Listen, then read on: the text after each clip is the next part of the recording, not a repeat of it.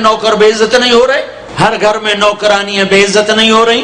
بیگم سے چائے کی پیالی نہیں پورا سیٹ ٹوٹ جائے تو صرف اتنا کہتی اوہ سیٹ ٹوٹ گیا، اور نوکرانی سے پیالی ٹوٹ جائے تو اس کی عزت اتار کر اس کے ہاتھ میں پکڑا دی جاتی ہے۔ اپنے ہاتھوں سے گاڑی لگ جائے تو بس اوہ گاڑی لگ گئی، ڈرائیور کے ہاتھوں گاڑی لگ جائے تو اس کی عزت اس کے ہاتھ میں پکڑا دی جاتی۔ کیا یہ ظلم ہر گھر میں نہیں ہو رہا؟ ملازم کو وقت کے تنخواہ نہیں دیتے، کیا یہ ظلم ہر گھر میں نہیں ہو رہا؟ 2-2 لاکھ کا سوٹ پہن کر 35-35 لاکھ کی گھڑی پہنتے ہیں، اور غریب کا اپنا نوکر آ جائے میرا بچہ بیمار ہے پیسے دے دیں، تمہیں پتہ آج کل بڑا مندہ ہے، کوئی پیسے ہیں کوئی نہیں۔ کیا یہ نہیں ہو رہا؟ جب یہ ہو رہا ہے تو پھر پہلے میں اپنے آپ کو اور آپ کو خطاب کر کے کہتا ہوں، آؤ مل کر توبہ کریں، آؤ اللہ کے دربار میں توبہ کریں، اللہ سے صلح کریں، اعلان جنگ اللہ سے، اور کہتے ہو حکومت والوں سے امن لاؤ، یہ امن لا سکتے ہیں؟ ہمارے جیسے کمزور ہیں؟ پولیس امن لا سکتی؟ سارے پاکستان کی پولیس 6-7 لاکھ 8 لاکھ 10 لاکھ، سارے پاکستان کی فوج 7-8 لاکھ، یہ کیا کر سکتے ہیں؟ ہاں اسے بلاؤ جو سوتا نہیں، اسے بلاؤ جو اونگتا نہیں، اسے بلاؤ جو ڈرتا نہیں، اسے بلاؤ جو دبتا نہیں، اسے بلاؤ جو گھبراتا نہیں، اسے بلاؤ جس کے لشکر کی حد نہیں، جس کی ذات کی حد نہیں، جس کی طاقت کی حد نہیں، جس کے خزانوں کی حد نہیں، جس کی قوت کی حد نہیں، جس کے ملک کی حد نہیں، جس کی شاہی کی حد نہیں، جس کی کبریائی کی حد نہیں، جس کی عظمت کی حد نہیں، جس کی ہیبت کی حد نہیں، جس کے لشکروں کی حد نہیں، جس کی جاہ و جلال کو زوال نہیں، جس کی ذات کو موت نہیں، جس کی ذات کو حاجت ضرورت نہیں۔ وہ کون ہے؟ وہ کون ہے؟ وہ اللہ ہے۔ وہ کون ہے؟ وہ رحمان ہے۔ وہ کون ہے؟ وہ رحیم ہے۔ وہ کون ہے؟ وہ الملک القدوس ہے۔ وہ کون ہے؟ وہ السلام المؤمن المہیمن ہے۔ وہ کون ہے؟ وہ العزیز الجبار المتکبر۔ وہ کون ہے؟ وہ ہے جو تمہاری شارخ سے زیادہ قریب ہے، اور اسی کو ہم ننگے ہوئے کھڑے ہیں۔ کس نے بچیوں کو گھنگرو پہنائے؟ یہودیوں نے آ کر۔ میں طوائفوں کے بازار بھی جاتا ہوں اللہ کے فضل سے، ان بچیوں کی کہانی سن کے میرا کلیجہ پھٹ جاتا۔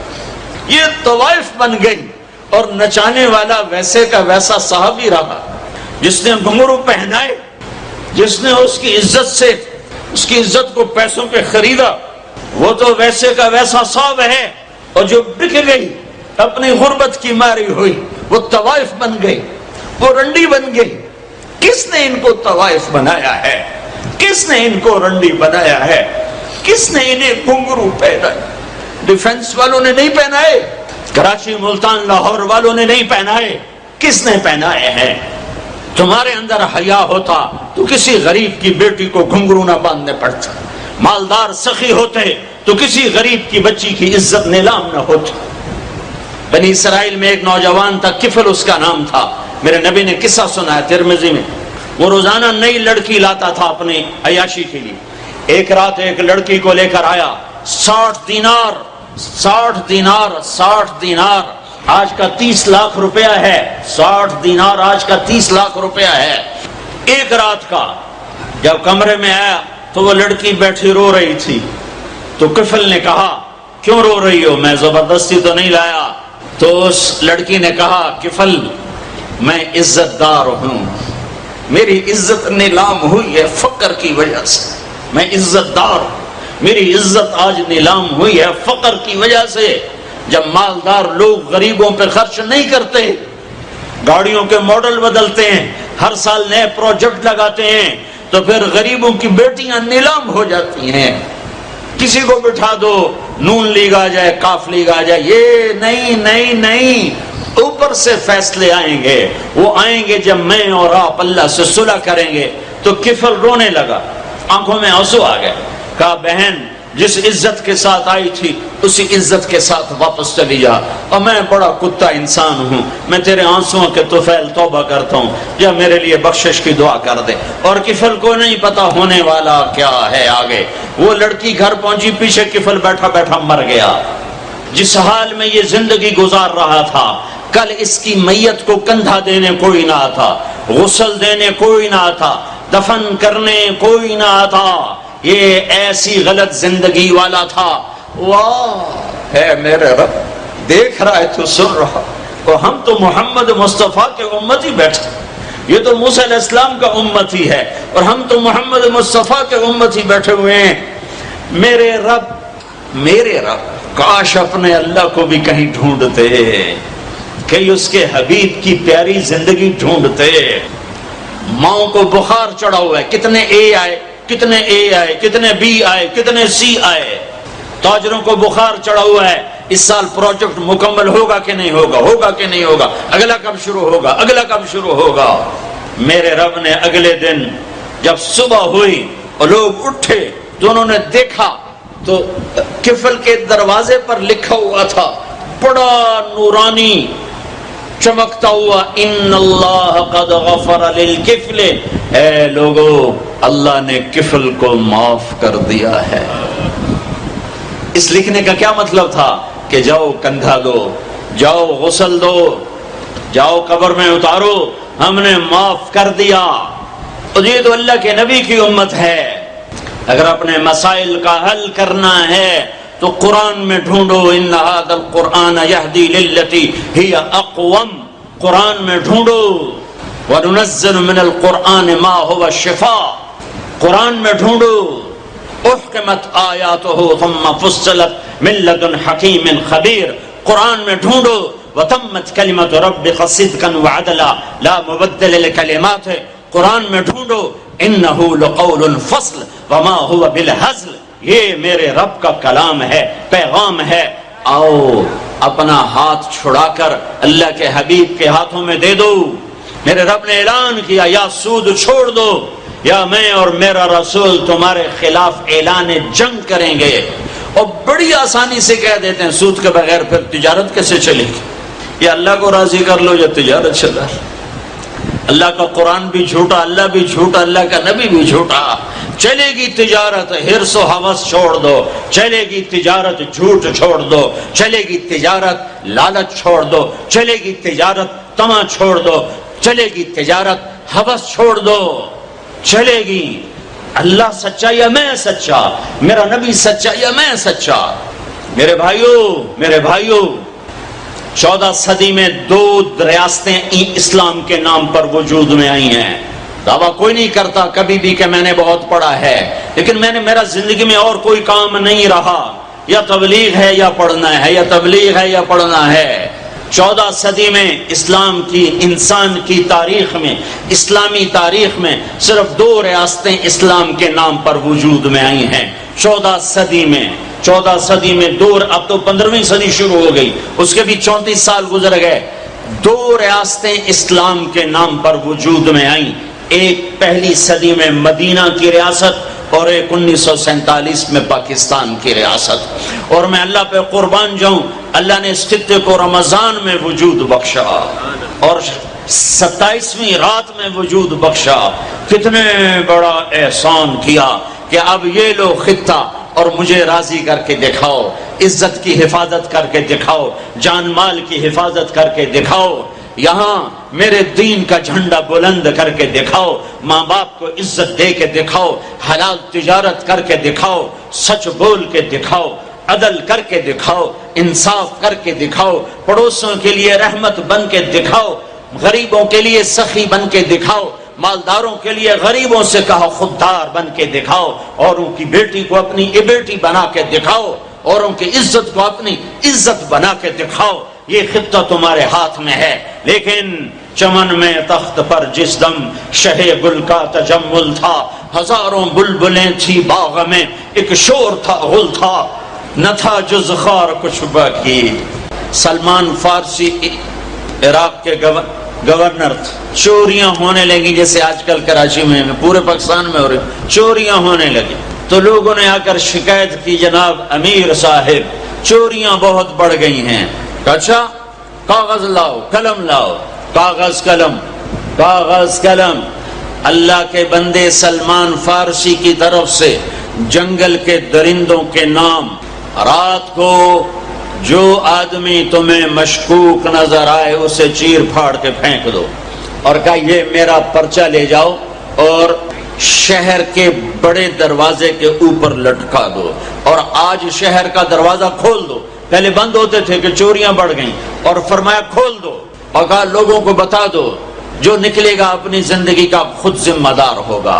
جب عشاء کی نماز ہوئی اور سونے کا وقت ہوا تو جنگل سے غول کے غول شیر اور چیتوں کا شہر میں داخل ہو گیا۔ تم اللہ اس کے رسول کے غلام بنو، غلام بنو، میرے رب کی قسم اس کی مدد دیکھو گے۔ قادسیہ کی جنگ بہت بڑی جنگ ہونے والی تھی، اس کے لیے سپاہیوں کے لیے غلہ اکٹھا کرنا تھا اور کھانا فراہم کرنا تھا۔ تو ایک علاقہ تھا میسان، وہاں جانور بہت تھے، چرواہے زیادہ تھے۔ تو حضرت سعد بن ابی وقاص نے عمر بن عاصم بن عمر انصاری کو بھیجا کہ وہاں سے جانور لے کر آؤ۔ جب ایرانیوں کو پتہ چلا انہوں نے سارے جانور جنگل میں چھپا دیے۔ جب یہ 500 کا دستہ پہنچا تو ان سے کہنے لگے بھائی ہمیں کچھ جانور چاہیے، مل جائیں گے؟ کہا کوئی نہیں تھے، تب موئی ہوئی بکری کوئی نہیں تو تھی کی ویکھن آ گئے ہو۔ تو وہ سارا واقعی کچھ بھی نہیں تھا، تو وہ کھڑے تھے کہ جنگل سے آواز آئی، ہا نحنو ہا نحنو ہا نحنو۔ یہ عربی کا ایک محاورہ ہے، آؤ ہمیں پکڑ لو ہم حاضر، آؤ ہمیں پکڑ لو ہم حاضر، آؤ ہمیں پکڑ لو ہم حاضر۔ زور سے آواز آئی۔ تو جب یہ جنگل میں گئے تو سب گائے، بکریاں، بھیڑ، بیل یوں سر جھکا کے کھڑے ہوئے تھے۔ خبرم رسید امشب کے نگار خواہی آمد، سر من فداء راہ بسوار خواہی آمد، نہ شود نصیب دشمن کے شود ہلاکت غد، سر دوستاں سلامت کے تو خنجر آزمائی۔ کہ کیوں آؤ آؤ ہم حاضر ہیں، ہم حاضر ہیں۔ میرے نبی کے ساتھ جب ہوا تو ان کے غلاموں کے ساتھ بھی ہوا۔ 10 تاریخ ہے، حج کا دن ہے، اور آپ قربانی کے لیے جانوروں کو بلواتے ہیں۔ 100 اونٹ لائے جاتے ہیں، ان میں سے 63 اونٹ آگے لائے جاتے ہیں جو آپ نے ذبح کرنا ہے، ان میں سے 5 اونٹ آپ کے سامنے کھڑے کیے جاتے ہیں، ان میں سے 1 اونٹ آپ کے سامنے لایا جاتا ہے، اور آپ پرچہ اٹھا کر اس پر یوں مارتے ہیں ذبح کرنے کے لیے۔ جب پچھلے اونٹوں نے دیکھا کہ یہ تو محمد مصطفیٰ صلی اللہ علیہ وسلم کے ہاتھوں ذبح ہو گیا تو سارے اونٹوں میں جنگ شروع ہو گئی، اور ہر اونٹ رسی توڑا کے پہلے آ کے ذبح ہونا چاہتا تھا۔ نہ شود نصیب دشمن کہ شود ہلاکت غد، سر دوستاں سلامت کے تو خنجر آزمائی۔ اللہ سے صلح کر لو، اللہ کے حبیب سے صلح کر لو۔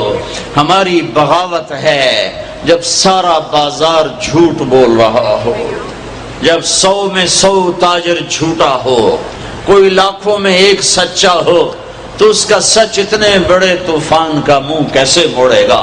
جب 100 میں 100 تاجر ملاوٹ کرتا ہو، جب 100 میں 100 تاجر دھوکہ دیتا ہو، جب 100 میں 100 تاجر ڈنڈی مارتا ہو، جب 100 میں 100 افسر رشوت لیتا ہو، جب ہر طاقتور ظالم ہو، جہاں کا غریب بھی ظالم ہو، جہاں ہر مرد عورت جھوٹ بولے، جہاں ہر آدمی داؤ لگے تو دھوکہ دینے سے باز نہ آئے، ریڑھی والا بھی دھوکہ دینے سے باز نہیں آتا۔